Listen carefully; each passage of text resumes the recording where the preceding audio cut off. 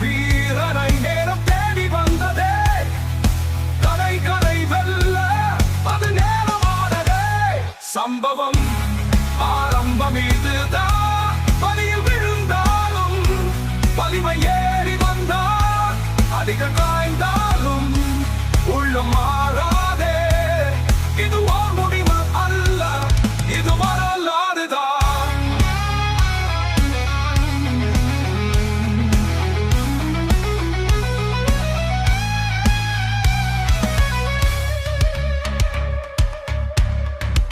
பெயரை சொல்ல காலங்கள் கடந்தாலும் பாதையில் என் அடிகள் பதிந்திருக்கும்.